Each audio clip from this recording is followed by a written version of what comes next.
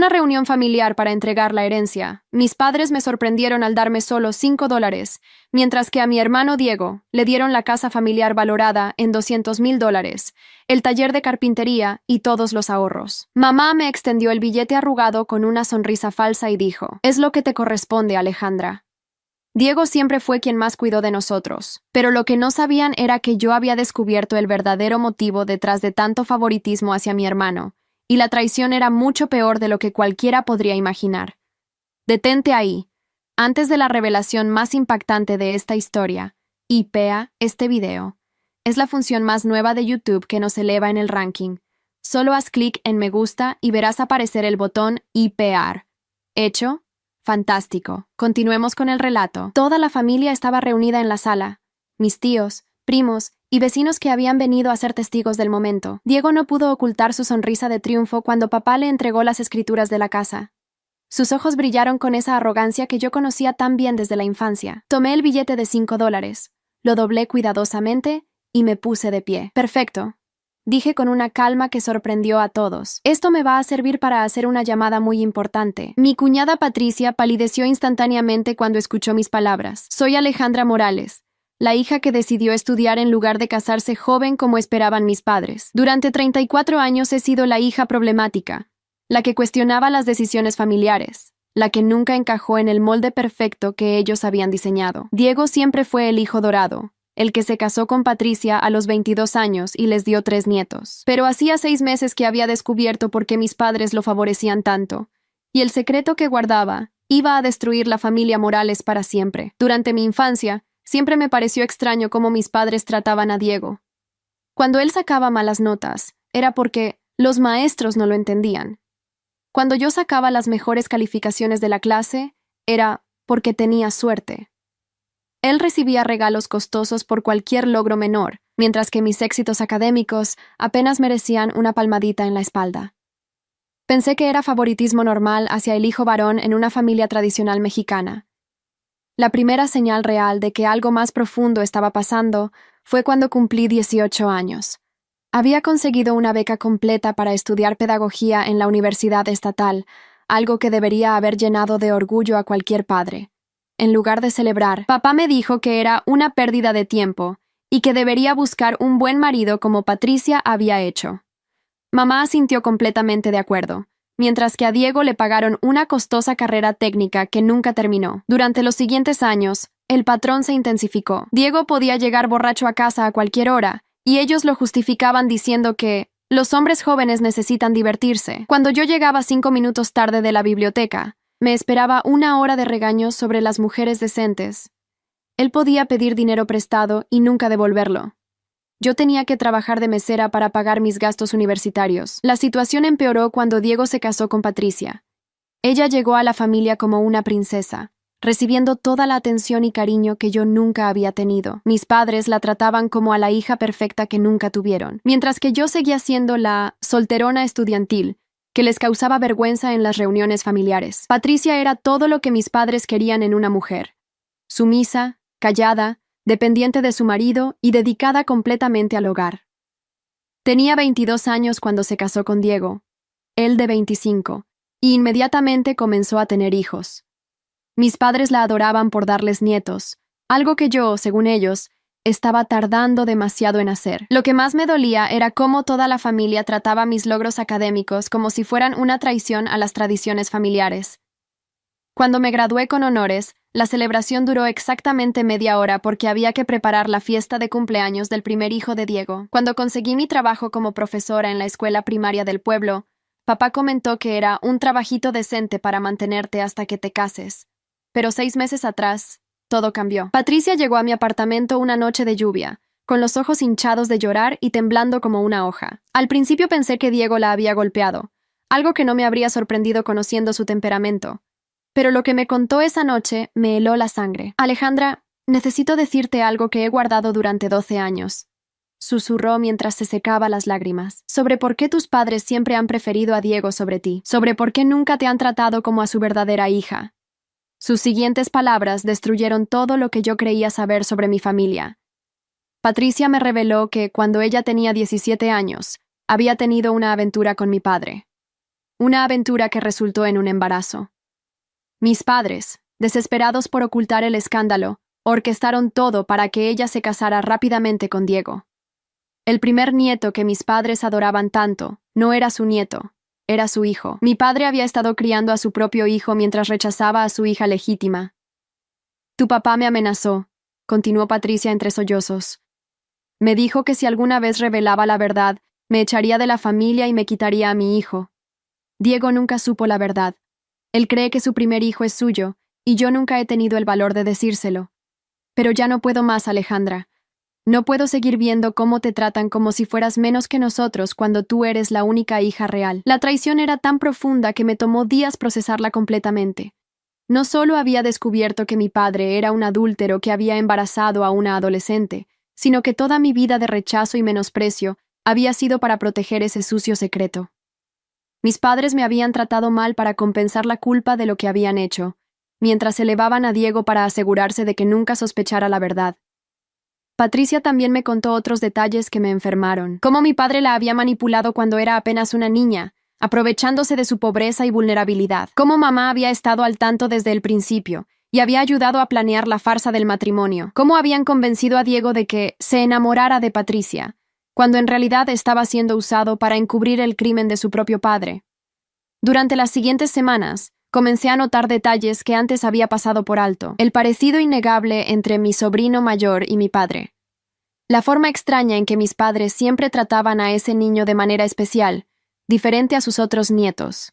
Las miradas nerviosas entre Patricia y papá durante las reuniones familiares. Todo encajaba perfectamente una vez que conocía la verdad. Decidí investigar más. Busqué documentos, fechas, registros médicos. Todo confirmaba la historia de Patricia. La fecha de nacimiento del niño coincidía exactamente con 9 meses después, de cuando Patricia había estado trabajando como empleada doméstica en casa de mis padres durante las vacaciones de verano. La rabia que sentí fue indescriptible. No solo por la traición sexual de mi padre, sino por toda una vida de maltrato emocional que había sido diseñado para proteger su secreto vergonzoso. Cada vez que me habían hecho sentir menos, cada vez que habían favorecido a Diego, cada oportunidad que me habían negado, todo había sido para mantener oculta su mentira. Pero en lugar de confrontarlos inmediatamente, decidí esperar. Sabía que eventualmente vendría el momento perfecto para la justicia. Y ese momento llegó cuando papá sufrió su ataque al corazón hace 3 meses y comenzó a hablar sobre repartir la herencia. La reunión familiar de esa noche había sido planeada durante semanas. Mis padres habían invitado a todos los parientes para que fueran testigos de cómo Diego recibiría lo que se merecía por haber sido el mejor hijo. Mientras me daban esos $5 humillantes, yo sonreía por dentro sabiendo que tenía en mis manos el poder de destruir sus vidas perfectas. Patricia estaba sentada junto a Diego, más pálida que nunca. Sabía que yo conocía su secreto, y cada vez que nuestras miradas se cruzaban, podía ver el terror en sus ojos. Diego, completamente ajeno a todo, se pavoneaba por la sala mostrando las escrituras de la casa a los familiares como si hubiera ganado un premio. Siempre supe que papá y mamá reconocerían quién ha sido el verdadero hijo en esta familia, le dijo a nuestro primo Roberto, mientras firmaba los documentos de transferencia. Alejandra nunca entendió lo que significa la familia de verdad. Siempre fue muy egoísta, pensando solo en sus estudios y sus ideas raras. Escuché cada palabra de su discurso arrogante, mientras guardaba cuidadosamente el billete de $5 en mi cartera. Ese dinero iba a ser mi recordatorio para siempre de lo que mi familia realmente pensaba de mí, pero también iba a ser el símbolo de su propia destrucción. Cuando la reunión terminó y todos comenzaron a felicitar a Diego por su herencia bien merecida, me acerqué a Patricia. «Nos vemos mañana», le susurré al oído. «Es hora de que tu esposo conozca la verdad sobre su primer hijo». Ella asintió con lágrimas en los ojos, sabiendo que ya no podía proteger más el secreto. Esa noche, mientras caminaba de regreso a mi pequeño apartamento, sentí una extraña mezcla de tristeza y determinación. La familia que había conocido toda mi vida estaba a punto de desaparecer para siempre. Pero la justicia finalmente iba a llegar, y los secretos que habían envenenado nuestras vidas durante tantos años saldrían a la luz. Al día siguiente llamé a Diego y le pedí que viniera solo a mi apartamento. «Necesito hablar contigo sobre algo importante de la familia», le dije por teléfono. Su tono era condescendiente cuando respondió. «Espero que no vengas a pedirme dinero, Alejandra. La herencia ya está decidida y no voy a cambiar nada. Le aseguré que no se trataba de dinero, sino de algo mucho más serio. Diego llegó esa tarde con su actitud de siempre, como si me estuviera haciendo un favor enorme al visitarme. Se sentó en mi sofá y miró alrededor de mi modesto apartamento, con esa expresión de superioridad que tanto conocía. A ver, ¿qué es tan urgente que no podía esperar? Me dijo mientras revisaba su teléfono sin prestarme realmente atención. Es sobre tu hijo mayor, comencé calmadamente. Sobre por qué se parece tanto a papá y por qué nuestros padres siempre lo han tratado de manera tan especial. Diego levantó la vista con curiosidad, pero aún sin entender la gravedad de lo que estaba a punto de escuchar. Le conté todo lo que Patricia me había revelado, cada detalle sórdido de cómo nuestro padre había embarazado a su futura esposa, cuando ella era menor de edad, cómo habían orquestado el matrimonio para encubrir el escándalo, cómo él había estado criando a su propio medio hermano pensando que era su hijo. El cambio en el rostro de Diego fue dramático. Primero incredulidad, luego confusión, después una ira que nunca había visto en él. «Estás mintiendo», gritó poniéndose de pie. «Estás inventando esto porque estás celosa de mi herencia». Cuando le mostré las fechas, los documentos médicos que había conseguido, y le sugerí que hiciera las cuentas de los meses, su negación se desmoronó. «Patricia me va a desmentir todo esto», dijo con la voz quebrada. «Ella me va a decir que estás loca». Fue entonces cuando sonó el timbre. Patricia estaba en la puerta, con sus 3 hijos. Había llegado el momento de la confrontación final. Diego corrió hacia su esposa. «Dile que está mintiendo», le suplicó. «Dile que nuestro hijo es mío, que todo esto es una locura». Patricia lo miró con los ojos llenos de lágrimas y negó lentamente con la cabeza. «No puedo mentirte más, Diego. Alejandra dice la verdad». Lo que siguió fue una de las escenas más devastadoras que he presenciado en mi vida. Diego se desplomó en una silla, con la cabeza entre las manos, sollozando como un niño. Patricia intentaba explicarle cómo había pasado todo, cómo ella era solo una adolescente asustada cuando mi padre se aprovechó de ella. Los niños menores, sin entender qué estaba pasando, comenzaron a llorar también. 12 años, repetía Diego una y otra vez. 12 años criando al hijo de mi propio padre. 12 años siendo engañado por toda mi familia. Su dolor era genuino, pero yo no podía sentir lástima por él después de toda una vida de menosprecio hacia mí. Diego se fue esa noche sin decir una palabra más. Patricia se quedó conmigo un rato, agradeciendo que finalmente hubiera terminado el peso de cargar ese secreto. «¿Qué va a pasar ahora?», me preguntó. «Ahora», le respondí, «la familia va a conocer la verdad sobre quiénes son realmente mis padres». Los siguientes días fueron un torbellino. Diego confrontó a nuestros padres esa misma noche, y el escándalo explotó como una bomba en toda la familia. Mis tíos, primos y vecinos se enteraron rápidamente de que el hijo ejemplar había sido engañado durante años, y que la herencia bien merecida había sido construida sobre mentiras y traición. Mamá intentó justificar lo injustificable. «Lo hicimos para proteger a la familia», me dijo cuando vino a suplicarme que no extendiera más el chisme. Era una situación difícil y tomamos la mejor decisión que pudimos. Papá, en cambio, se negaba a hablar del tema, encerrándose en su taller como un cobarde. Pero la verdad ya estaba en las calles. En un pueblo pequeño como el nuestro, un escándalo así se extiende como fuego. La respetable familia Morales se había convertido en el chisme más grande en décadas. Los vecinos que antes saludaban cordialmente a mis padres, ahora los evitaban o los miraban con desprecio. Diego cayó en una depresión profunda. No podía ver a su hijo mayor sin recordar la traición de su padre y su esposa. Patricia tuvo que mudarse con sus hijos a casa de su madre, porque el ambiente en casa se había vuelto insoportable. El matrimonio que había sido construido sobre una mentira finalmente se desmoronó. La herencia que Diego había recibido con tanto orgullo se convirtió en su maldición. Cada día que pasaba en esa casa, cada herramienta que usaba en el taller, le recordaba que todo había sido una farsa diseñada para proteger el secreto sucio de nuestro padre. No podía disfrutar de nada porque sabía que no lo había recibido por mérito, sino por engaño. 3 semanas después del escándalo, Diego apareció en mi puerta. Se veía demacrado, con ojeras profundas y había perdido peso notablemente. «Quiero devolverte lo que es tuyo», me dijo con la voz ronca. «La herencia debería haberse repartido equitativamente desde el principio, pero yo ya no quería nada de esa familia. Quédate con todo», le dije. «Yo no necesito los bienes de personas que me han despreciado toda la vida. Mi valor no depende de lo que ellos puedan darme». Diego insistió, pero yo fui firme. No iba a aceptar nada que viniera de esa fuente contaminada. Lo que sí hice fue asegurarme de que toda la familia extendida conociera la verdad completa. Llamé a cada tío, cada primo, cada vecino que había sido testigo de la humillación de los $5. Les conté cómo mis padres habían encubierto el abuso de una menor, cómo habían manipulado a Diego, y cómo me habían maltratado toda la vida para proteger su mentira. La reputación de mis padres quedó destrozada para siempre. Papá tuvo que cerrar su taller de carpintería porque los clientes ya no confiaban en él.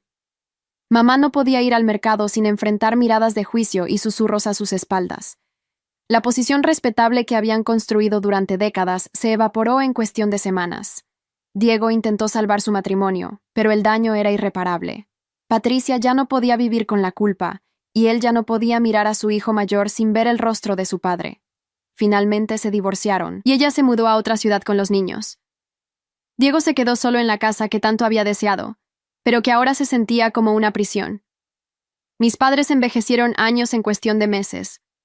El peso de su traición finalmente los estaba aplastando. Intentaron acercarse a mí varias veces, pero yo había puesto límites claros. No quería su dinero, no quería sus disculpas, y definitivamente no quería su presencia en mi vida. El tío Roberto, hermano menor de mi padre, vino a visitarme un día.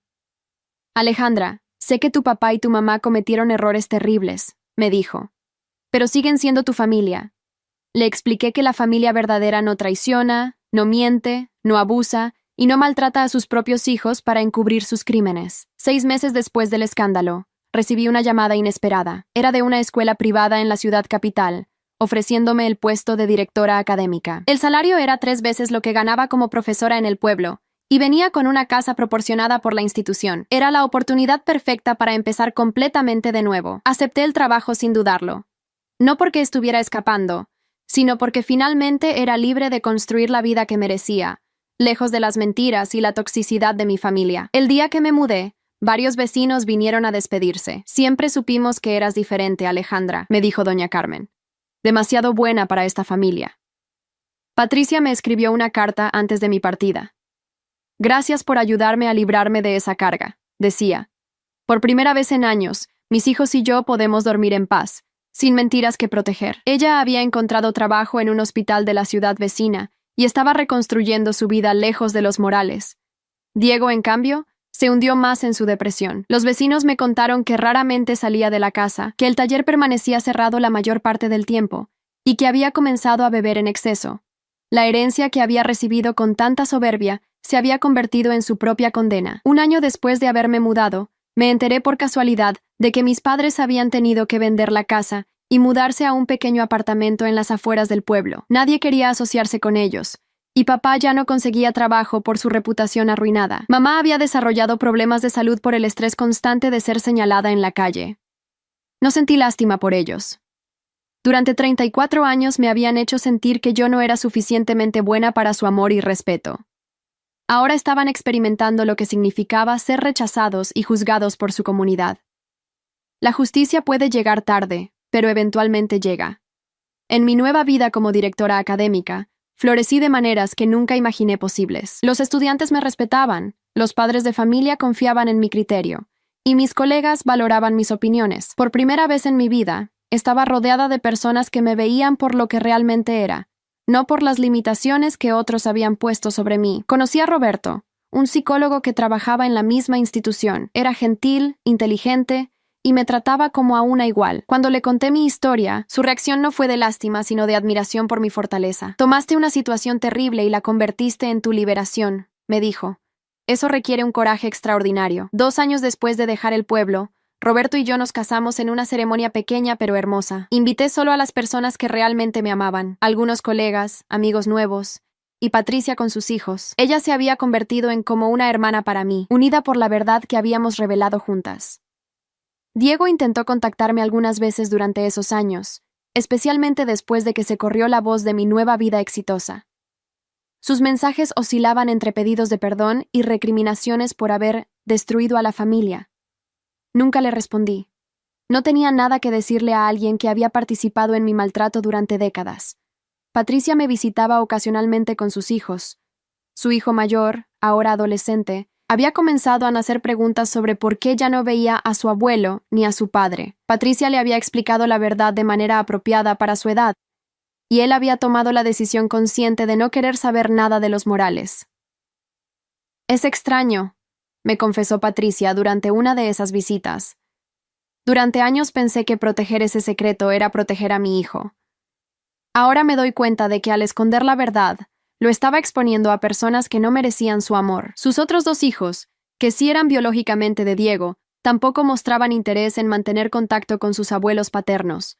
En mi tercer año como directora, la escuela recibió un reconocimiento nacional por excelencia académica. Los medios locales vinieron a entrevistarme, y mi foto apareció en el periódico regional con el titular: «Directora local transforma institución educativa». Era irónico pensar que la hija fracasada de los Morales ahora era vista como un ejemplo de éxito profesional. Ese mismo año, Roberto y yo decidimos adoptar, no porque no pudiéramos tener hijos biológicos, sino porque queríamos darle una familia a un niño que la necesitara. Cuando llegó Ana, de 8 años, a nuestras vidas, entendí lo que realmente significaba el amor incondicional de una familia verdadera. Ana había sido abandonada por sus padres biológicos, pero en lugar de maltratarla por las circunstancias de su pasado, Roberto y yo la rodeamos de amor y apoyo. Verla florecer bajo nuestro cuidado me confirmó que yo había tomado las decisiones correctas sobre mi propia familia tóxica.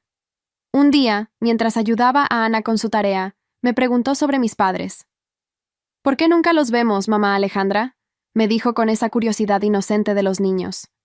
Le expliqué, de manera apropiada para su edad, que algunas familias no saben cómo amar correctamente, y que a veces es necesario alejarse de personas que nos lastiman. «Pero tú y papá Roberto sí saben amar», me dijo con una sonrisa. «Yo nunca me voy a alejar de ustedes». En ese momento entendí que había roto el ciclo. Ana nunca tendría que experienciar el rechazo, el favoritismo o la traición que yo había vivido. Ella crecería sabiendo que era valorada y amada incondicionalmente. 5 años después de haber dejado el pueblo, me enteré por una antigua vecina que papá había muerto de un segundo infarto. Mamá estaba viviendo en una residencia para ancianos, porque Diego ya no podía cuidarla debido a sus problemas de alcoholismo. No asistí al funeral. No tenía nada que llorar por un hombre que nunca había sido realmente mi padre. Diego, según me contaron, había perdido la casa debido a deudas acumuladas y problemas con el alcohol. Estaba viviendo en un cuarto alquilado, trabajando ocasionalmente en trabajos de construcción cuando encontraba empleo. La herencia que había recibido con tanto orgullo se había desvanecido completamente. Mamá intentó contactarme cuando papá murió, enviándome cartas a través de Patricia. En ellas, finalmente admitía sus errores y me suplicaba que la perdonara. «Fuiste una buena hija y no supimos valorarte», escribía con letra temblorosa. «Por favor, no me dejes morir sola como él». Leí sus cartas, pero no respondí, no por crueldad, sino porque ya no sentía nada hacia ella. Ni amor, ni odio, ni lástima. Era simplemente una extraña que una vez había compartido mi casa, pero nunca había sido realmente mi madre. El perdón requiere una relación que valga la pena salvar, y nosotras nunca habíamos tenido una. En el 7º año después de mi mudanza, Ana se graduó de secundaria con los más altos honores. En su discurso como representante estudiantil, habló sobre la importancia de las familias que se construyen con amor en lugar de obligación. Roberto y yo estábamos en primera fila, llorando de orgullo por la mujer extraordinaria que se había convertido nuestra hija. Después de la ceremonia, Ana nos abrazó fuertemente. «Gracias por enseñarme que la familia verdadera no se trata de sangre, sino de amor y respeto», nos dijo. «Ustedes me salvaron, pero yo también los salvé a ustedes». Tenía razón. Al amarla incondicionalmente, habíamos sanado nuestras propias heridas del pasado. Esa noche, mientras celebrábamos en casa, recibí una última carta de mamá. Era breve. «Alejandra, me estoy muriendo y quería que supieras que siempre te amé, aunque no supe demostrártelo. Espero que algún día puedas perdonar a una madre que falló». La carta tenía fecha de 3 meses atrás. Había muerto sola, como temía. No sentí culpa por no haber estado allí. No sentí tristeza por su partida, solo una extraña sensación de cierre, como cuando terminas de leer un libro que nunca te gustó realmente. Guardé la carta en una caja con otros documentos del pasado, no por nostalgia, sino como recordatorio de la vida que había dejado atrás. Roberto me encontró esa noche en nuestro jardín, contemplando las estrellas. «¿Estás bien?», me preguntó suavemente. «Perfectamente», le respondí con sinceridad. Por primera vez en mi vida, Estoy exactamente donde pertenezco, con las personas que realmente me aman. Al reflexionar sobre todo lo que había pasado, me doy cuenta de que esos $5 fueron el mejor regalo que mis padres pudieron haberme dado. No porque tuvieran valor monetario, sino porque me dieron la claridad final que necesitaba para alejarme de una familia tóxica que nunca me había valorado. La traición de descubrir el secreto de Patricia, lejos de destruirme, me había liberado. Me había dado el poder de exponer la verdad y de elegir mi propio camino. Mientras ellos se hundían en las consecuencias de sus mentiras y manipulaciones, yo había construido una vida llena de amor auténtico, respeto mutuo y propósito genuino. Diego siguió viviendo en la sombra de sus decisiones, amarrado a un pasado que no podía cambiar y una herencia que se había convertido en su maldición.